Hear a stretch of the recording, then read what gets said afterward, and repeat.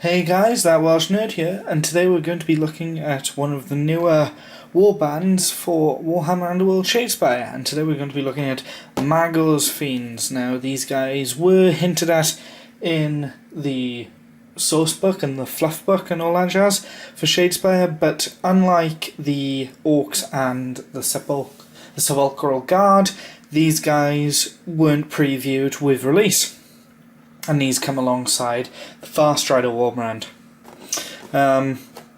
So we're going to be looking at Magore's Fiends. Now these guys are basically the Blood Warrior one. So we've got a Blood Reaver band and a Blood Warrior one. Side of the box we get our usual stuff telling us that it's going to be an easy build one. A couple of cards to add to our deck and then defeat your rivals. On the back we've got just a little backgroundy bit. What is it?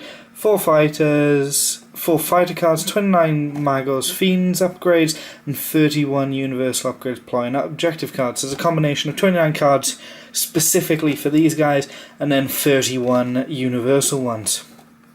And then just a breakdown of the units. So we get three Blood Warriors and then a Hound. So just gonna get straight into this, I think. If this peels off.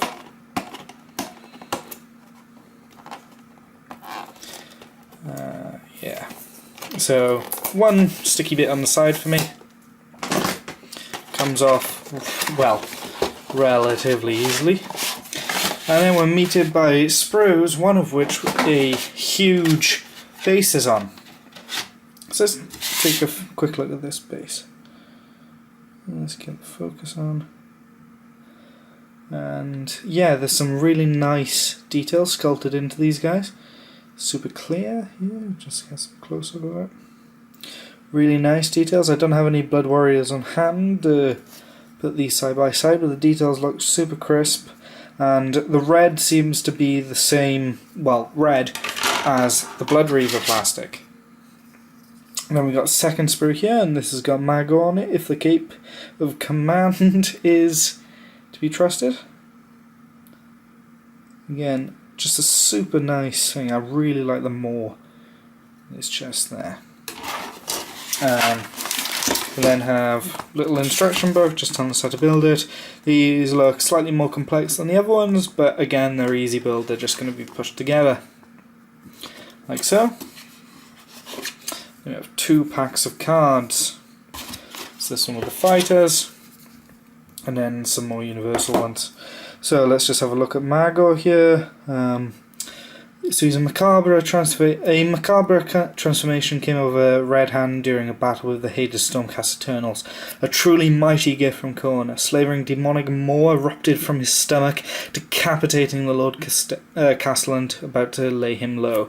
So these guys are nasty. Their leader basically grew a mouth in his stomach to attack someone who was attacking him. So yeah, stats look solid. As with all the other Shadespire Warband ones I've done, we're going to get a little cut here where I'm just going to put together the models. We'll come back and I'll talk you through a couple of the cards as well. And here we have the fully built Magore's Fiends. Now these are super nice models. They were quite easy to put together anyway. Zarkus and Gartuk specifically went together pretty well. There's very minimal gaps on them. Magore, the axe arm was slightly awkward to put into the correct position. And I think that's why I've got a gap on his shoulder here, on his shoulder armour. But that's quite an easy fix. He is a really awesome model, some really nice depth. The shadow from my light at the moment isn't showing you this, but that's fully sculpted inside the maw. And the Auroch, not the Orc, sorry, skull is there. He's got his little cloak of command as well, and all around a pretty awe-inspiring model to be leading a group of Blood Warriors. Garrick, or Gartok, yeah, that's one. Garrick is the one from the Reavers. Again, nice little model. I did have to actually see if I'd accidentally snipped off part of his back there on accident. No problem. That is how it's supposed to be. Really nice detailed model. I'm pretty sure it completely matches the aesthetics of Blood Warriors. They look the piece from tabletop height anyway. And then we've got Zarkus, who is also pretty cool. Skulls on his belt. Really nice model. Absolutely plastered in detail. And then we've got Riptooth, their loyal hound, and he was painful to put together, literally. There's spikes all over his body in places where you'd hold and push to press these guys together. In the end, I ended up using a little bit of glue on him, just because the gap in his head there, whilst you can see it now, was completely open. You could see into his head, just because I physically couldn't press together the head pieces without it hurting my thumb. As well as along the back there, pressing onto these, which is really the only place you can press it, especially on here, were all digging into my fingers and it was painful to do. So a little bit of plastic glue will help you get a tight fit, mainly through the lubrication of it. It'll just slide together, and it'll also make sure you've got a strong fit there. There are some gaps on his feet. I think that's more just because I couldn't quite get it down on the base. So I think that's going to, again, just be a little bit of plastic glue in there. But it is a nice model. I think it's a flesh hand they're called. Oh, that was the one in the Age of Sigmar starter set anyway. I'm pretty sure it was a flesh hand. Yeah, it's a nice sculpt. No complaints other than the fact it's a little bit painful. Now, when it comes to the fighter card, Magore, as we've already seen, is a pretty good place to start.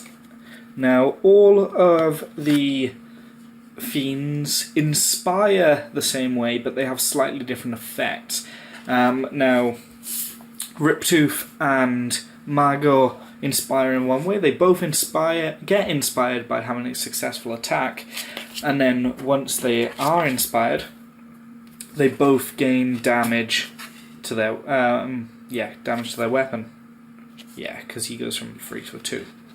Riptooth also gains an extra defense, as well as both of them get an extra speed, which is universal to I think pretty much everyone who inspires gains speed. Now, Riptooth does come across as pretty squishy, and I wouldn't be surprised if he is the first member of them to die, just because of that dodge. Essentially, you're looking for 5+, just because criticals always count in Shadespire on a d6, whereas the shields give you a 4+. It's only slight, but it does make the difference with those wounds. So don't be surprised if Riptooth is one of the first guys to die. But again, his card is solid, there's no issue with him. Magore I was slightly disappointed by, but I'll come back to him once we're done, mainly because of the macabre transformation they spoke about there, where he gains more in his stomach, and I thought that would have been an attack, but all he gains is an extra damage.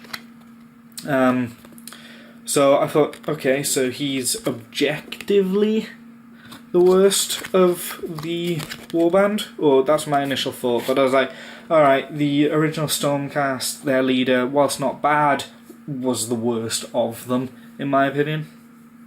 But I'll come back to this once we're talking about the upgrade cards, and I realised I was slightly wrong. And then to look at the other two, Zarkus and Gartok, they gain extra dice, so their attacks are more likely to be successful once they get inspired. Again, also gaining speed. They also both have a Gore Fist that becomes a Swift Gore Fist. Now, any of you who have been pausing this to read it, like I sometimes do whenever I see a review, you will see they have the Swift Gore Fist and the Standard Gore Fist ability, which is a reaction, and during an attack action that targets this fighter and has failed, this fighter cannot be driven back, and you can make this attack action. You must target the attacker. So basically, you're having a super aggressive core lineup of fighters here, where after someone targets them and fails, and there's a good chance they will because of the shield there, they get to swiftly strike back. Now it's swords, so they're looking for 5+ again, equivalent. But it's just it's nice to have that little extra time, and it could potentially inspire them as well, which is interesting. So it always helps. Just the fact that you always have this option of getting inspired, whether it's your active or reactive turns. So these guys come with a slew of upgrades, and they play basically the same way you'd expect them to. All the specific objectives are all around killing, or being in certain places to kill, or having Riptooth kill specific people. Like there's one, you gain 2 glory if Riptooth kills the enemy leader. It's going to be difficult, but it's a possibility, especially considering Riptooth also has some specific upgrade cards just for Riptooth. But yeah, you get all the better to slay them. So there's one where you gain scoreless immediately for all friendly fighters at least 3 are adjacent to a different enemy fighter. Nasty. It's a good solid objective to have. It also pairs well with another objective in the deck, which has do 3 or more charge actions in the turn. And considering there's an upgrade that lets them count, or in this turn, second wind, you get to choose a friendly fighter that made a charge, and you can act as if they hadn't charged, which will stack well with Zarkus, who gets a lot of abilities that count towards charging because he's your primary damage dealer.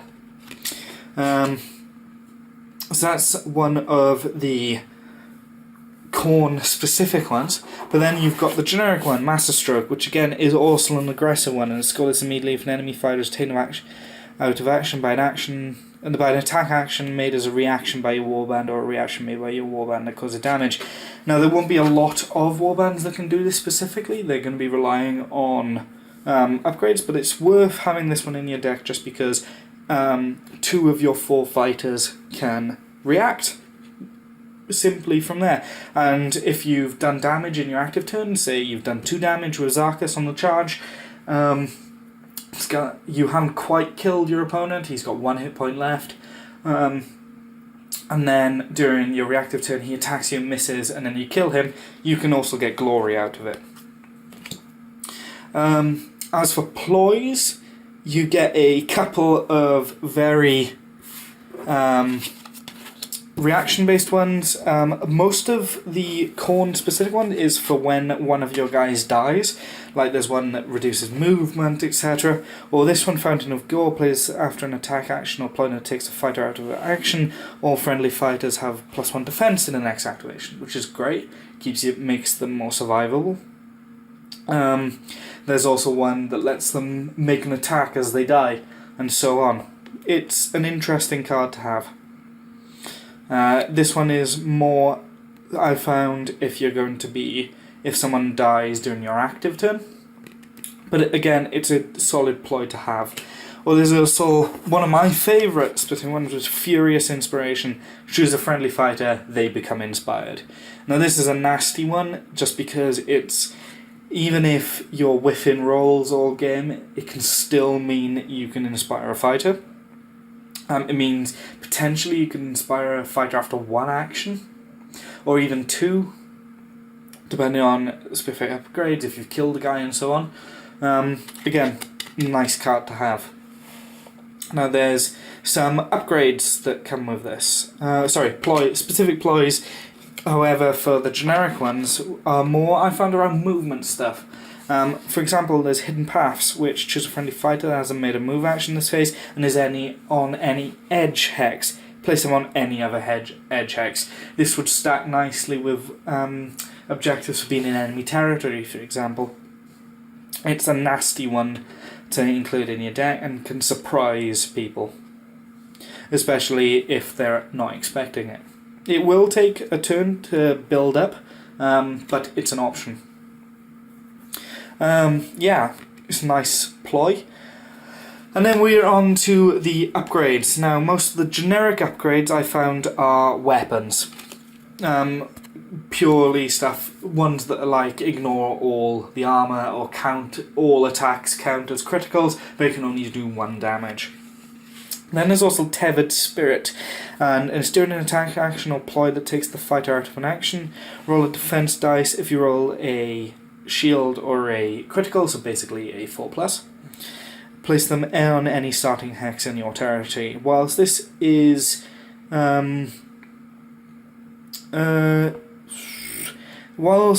probably not going to be taken much in the, say, Sepulchral Guard, you might put it on the Warden, just to keep him alive, or on Leaders. On other ones, it's still a solid one for every other warband in the game, because you can bring guys back from the dead. And it is generic. Interestingly, I'm looking at it now, it says ignore the damage, so it could mean that someone's been nicked away with health. So Magore, for example, kept getting hit by 1 damage attacks from the Sepulchral Guard, guys, and he's down to 3 health, then he loses his last one. But then you can use this and he'll be on 3 health again. Now, this might be an FAQ or it might be played as intended. Whereas the, funnily enough, the Khorne specific ones are a lot of reactions again. There's a few ones for Riptooth to make him more aggressive and easier to avoid enemies. Or there's also No Respite, which is one that can be applied to any of the Blood Warriors, and it's during an attack or action or ploy that will take this fighter out of action, you can make an attack action with them, so they get to attack again. There's also stuff like Zarkus, he can count hammers and swords as successes. There's one that gives him an extra dice on the charge or an extra damage. There's ones that give Gartuk an extra dice whenever he charges. So these guys can throw out a lot of dice needing 4+s to be successes. So these attacks can make them very hard to put down. Now finally, the last bit I just wanted to talk about, we're talking about Magore. Now Magore has 2 specific upgrade cards. There's one for him that basically it lets him, whenever he kills a fighter, you gain a glory. Awesome. It's a good solid upgrade. It will pay for itself over a game, especially if this is something like Sepulchral Guard. However, like I said, I was disappointed by the Demonic Maw.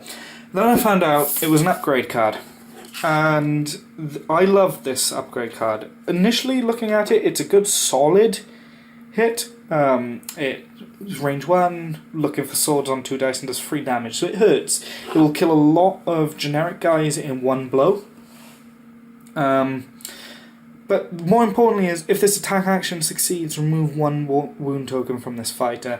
Now I'm pretty sure, I might be wrong, because I've only got 4 of the warbands, 5 of the warbands counting this, and those 2 in the starter set. So I've only really, for the expansions, I've only got the Sepulchral Wardens, these guys, and the Orcs. So I might be wrong, but I'm pretty sure this is the only upgrade that continuously allows you to regenerate wounds.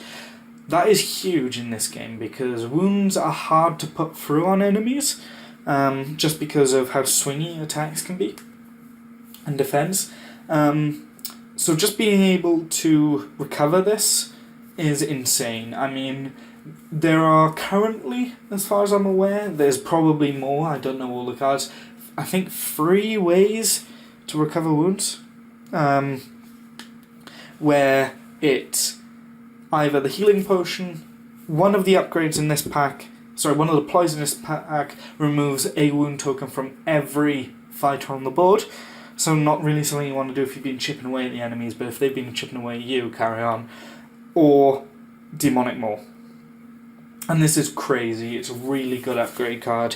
I wish there was something similar as an ability built into him for when he inspires, but I can understand, being as they've stacked so much onto it, that if it succeeds, remove 1 wound token from this fighter. Yeah. If it, for example, had just been a 1 sword 1 or 2 damage and then remove a wound. Perhaps that would have been on the upgrade, or if you'd rolled a critical, he removes a wound, perhaps. But I like what they've done here instead, where it's a nasty attack that's going to hit hard. I'm going to be including this in every single deck for these guys I make. Yeah, I really like this card, I really like this warband. And speaking of, I think this is probably my favourite warband in the game. They play very similarly to Stormcast Eternals, I'm going to say, but focus more on aggressiveness rather than defense. You gain a lot of glory for being aggressive with these guys. They hit hard, they hit reliably. They've got shield defense, so they can absorb blows a lot better than the other warbands. They've also got 4 members, which I found is a good number to have.